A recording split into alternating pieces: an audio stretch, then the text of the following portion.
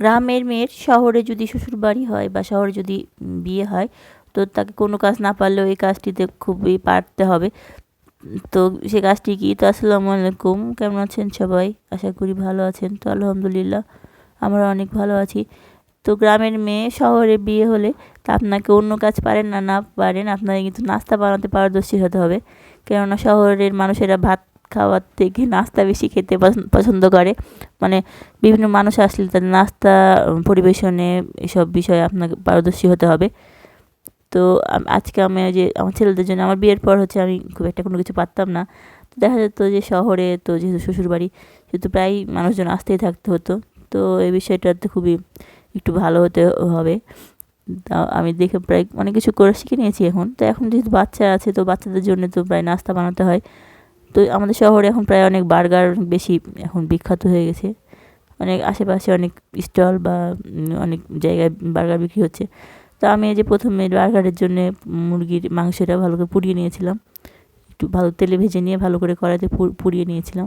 তারপরে বার্গার বানগুলোর ভিতরে দিয়ে দিয়েছিলাম। একটু মায়োনিজ দিয়ে দিয়েছিলাম সসের সঙ্গে মিক্সড করে। আর তারপরে শসা, তারপরে হচ্ছে গাজর দিয়ে দেবো উপরে। তো এইভাবে আমি হচ্ছে বানিয়ে নিচ্ছিলাম। বাসায় যেহেতু বাইরের খাবার খুব একটা স্বাস্থ্যকর না, তো এই যে বাচ্চারা মাঝে মাঝে জেদ করলে আমি বাসায় বানিয়ে দিই বার্গার ভাবে।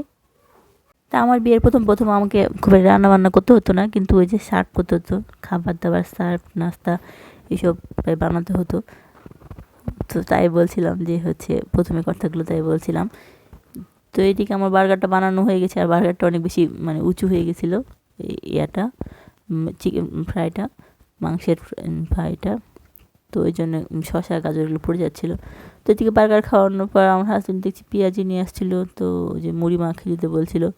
তো মুড়ি মাখাই দিলাম চানাচুর দিয়ে তেল দিয়ে। মুড়ি মাখা খেতে ভালো লাগে মাঝে মাঝে, তো ওগুলো ভালো করে মেখে নিচ্ছিলাম। তো আমাদের গ্রামের প্রায় এসব খাবার চলে বেশি, মুড়ি মাখা, চানাচুর দিয়ে মুড়ি মাখানো এসব খাবার। কিন্তু শহরের কালচার আলাদা, তো এখন খুব খায় না মুড়ি মাখাগুলা। বাচ্চাদেরকে দিলে খুব একটা খেতে চায় না দেখা যায়। তো তা আমাদের কাছে ভালো লাগে বড়দের কাছে, আর মাঝে মাঝে খেতে। তো এদিকে মুড়ি তো ছিল হচ্ছে ইয়া দিয়ে, তারপর জিলাপি নিয়ে আসছিলো, তো জিলাপিগুলো দিয়ে দিয়েছিলাম মুড়ির সাথে। মেখে দিইনি, এমনি ভেঙে ভেঙে খেয়ে নেবে বা এমনি খেয়ে নেবে। অনেকে পছন্দ করে না যে মুড়ির সঙ্গে জিলাপি, তা আমার খেতে ভালো লাগে খুব একটা। তো রোজার সময় প্রায় এটা খাওয়া হয়, তো এখন মাঝে মাঝে খেতে ভালো লাগে। তারপর হচ্ছে এই যে বাচ্চাদের জন্য, আমার বাচ্চারা তো মুড়ি মাখা খায় না খুব একটা, তো ওদের জন্য পুরি নিয়ে আসছিলো। তো ওরা বার্গার খেয়ে নিয়েছিলো, তবুও মুড়ি নিয়ে আসছিলো। তো ভিডিওটি এ পর্যন্তই, সবাই ভালো থাকবেন, আল্লাহ হাফেজ সবাইকে।